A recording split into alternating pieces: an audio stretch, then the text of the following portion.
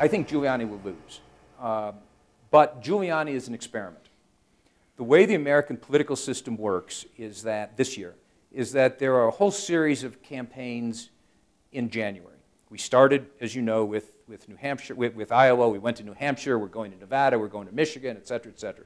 On January 29th, Florida votes. The conventional wisdom in the United States is you've got to play in every state. So you've got to, whether you like it or not, you've got to go to Iowa. You've got to go to New Hampshire. You've got to go to South Carolina, et cetera.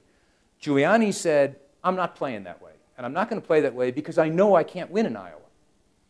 I'm a twice divorced white male who, between my second and third marriages, lived with a couple gay guys.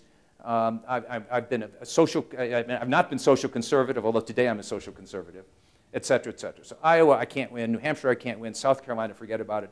I'm not going to play till Florida.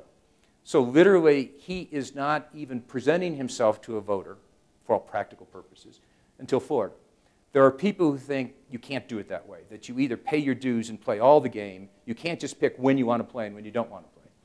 We will know on January 30th whether it was a good bet or a bad bet from Giuliani, and then there's no other answer. He has dramatically fallen in the polls in recent weeks, not because people have rejected him, but because he's invisible.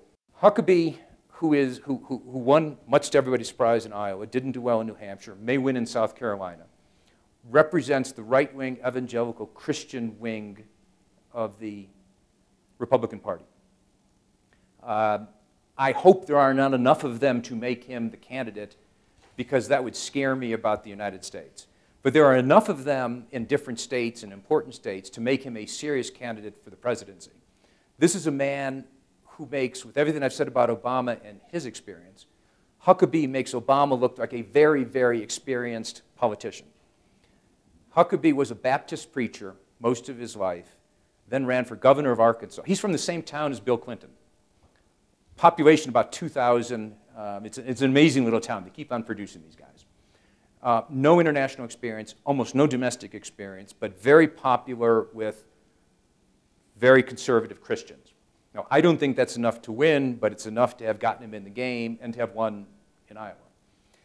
Among the other candidates, Romney and McCain especially, Romney is a wealthy man and is spending his personal fortune, but has lost twice, and if he loses in Michigan, he's finished. That leaves McCain. The problem with McCain, who's a genuine American hero, McCain is one of those guys, he's like John Wayne. If you think of John Wayne in some of his movies, think McCain.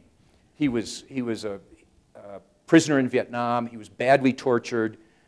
He recovered from his torture, went on to run for the Senate. He's been in the Senate since 1982. He's a great American. Unfortunately, he's 72 years old. Do we really want a president who would be the oldest president elected in our history at a moment when America needs to renew itself? I don't think it's a great idea.